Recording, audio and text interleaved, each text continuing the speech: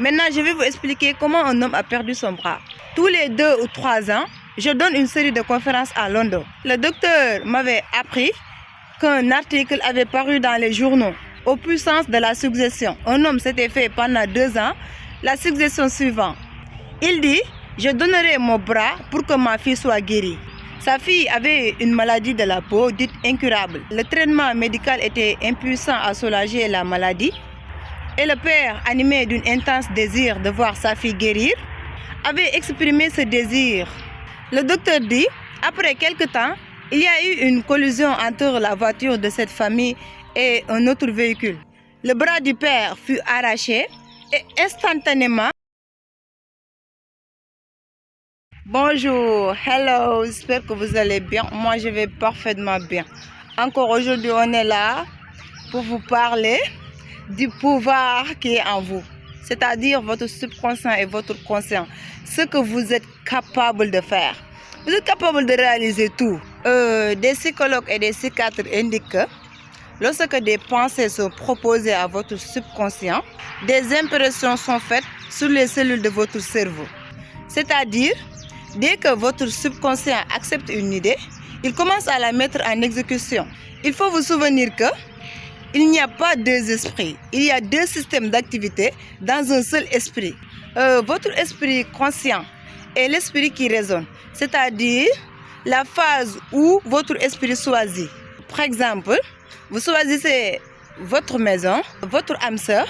Vous pensez toutes vos décisions dans votre esprit conscient. Et arrêtez de blâmer votre vie. Parce que votre subconscient accepte ce qui lui est imposé. C'est-à-dire ce que consciemment vous croyez. C'est pour cela que je dis toujours, il faut que vous faites attention à ce que vous croyez, à ce que vous dites, les mots que vous sortez dans votre bouche. Ils ne raisonnent pas les choses comme le fait votre conscient. Et ils ne discutent pas. Votre subconscient est semblable. Et nous l'avons déjà dit. C'est comme un sol qui accepte toutes sortes de grains, bonnes ou mauvaises. Souvenez-vous de ceci. Votre subconscient ne s'occupe pas de savoir si votre pensée est bonne ou mauvaise, vrai ou faux. Il répond selon la nature de vos pensées et de vos suggestions. Par exemple, si vous considérez quelque chose comme vrai, même si cela est faux, votre subconscient va considérer ça comme vrai et va produire les résultats qui en découlent nécessairement. Puis, consciemment, vous aurez accepté cela comme vrai. D'où l'importance de choisir les pensées, les idées et les permises qui vont guérir et bénir votre âme, s'imprimer en elle et la remplir de joie. Tout ce que vous voulez réaliser, la vie que vous voulez vivre, essayez d'imprimer ça dans votre subconscient. Lorsque nous comprenons l'interaction entre le conscient et le subconscient, nous sommes prêts à apprendre l'art véritable de notre vie.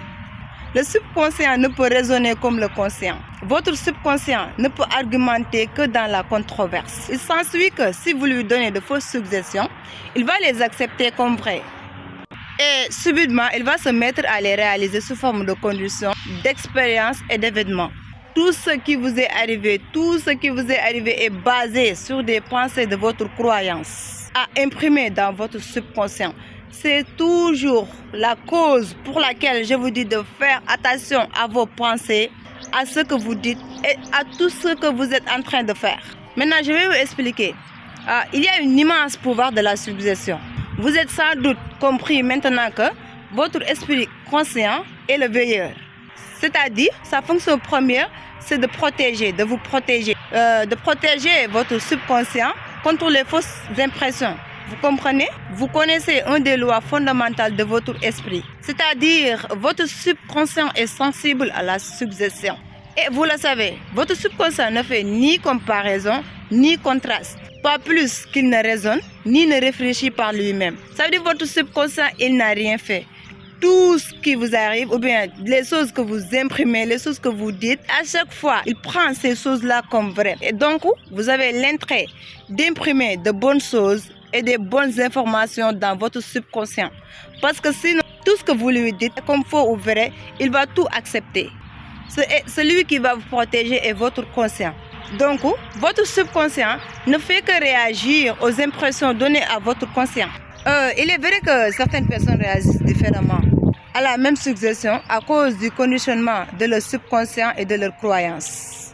Le dictionnaire nous apprend qu'une suggestion est l'action de faire naître dans l'esprit le mécanisme mental par lequel la pensée, l'idée suggérée est entretenue, acceptée et mise en exécution. Votre esprit conscient a le pouvoir de rejeter la suggestion. Chacun de nous a des craintes propres, des croyances, des opinions et des convictions intimes qui gouvernent sa vie. Ce que je veux que vous compreniez est qu'une suggestion n'a pas de pouvoir en elle-même, à moins qu'elle ne soit mentalement acceptée par vous. Cela fait que votre subconscient se manifeste de façon limitée. Si tu ne crois pas à quelque chose, ou bien si tu t'es limité à quelque chose, forcément, ça va se passer comme ça. Maintenant, je vais vous expliquer comment un homme a perdu son bras. Sur le livre que j'avais lu, je vous ai déjà parlé de ça, La puissance de votre subconscient. Un livre très intéressant. Il dit, tous les 2 ou 3 ans, je donne une série de conférences à Londres. Le docteur m'avait appris qu'un article avait paru dans les journaux aux puissances de la suggestion. Un homme s'était fait pendant 2 ans la suggestion suivante. Il dit, je donnerai mon bras pour que ma fille soit guérie. Sa fille avait une maladie de la peau dite incurable. Le traitement médical était impuissant à soulager la maladie. Et le père, animé d'un intense désir de voir sa fille guérir, avait exprimé ce désir. Le docteur dit, après quelque temps, il y a eu une collision entre la voiture de cette famille et un autre véhicule. Le bras du père fut arraché et instantanément, la maladie de la peau de la jeune fille disparut. Vous voyez un peu cette histoire? Donc il faut être certain de n'offrir à votre subconscient des suggestions qui vont vous bénir, vous bénir et vous inspirer dans tout ce que vous faites. C'est tellement nécessaire. Souvenez-vous que votre subconscient ne comprend pas la plaisanterie. Il vous prend au mot, il prend tout au sérieux. Je suis conscient de ce que je vous dis là. Il prend tout au sérieux. Par cet exemple même que je vous ai donné, j'espère que maintenant vous avez compris. Votre subconscient ne fait pas de plaisanterie. Il prend tout au sérieux. Tous les mots que vous lui disiez.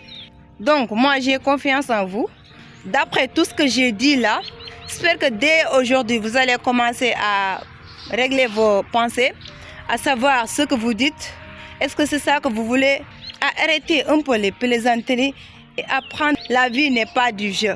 Investissez sur vous. J'espère que vous avez appris, même si c'est un tout petit peu aujourd'hui dans cette vidéo, j'espère que vous avez appris ça. C'était une nouvelle renaissance. Investis sur toi et le meilleur suivra.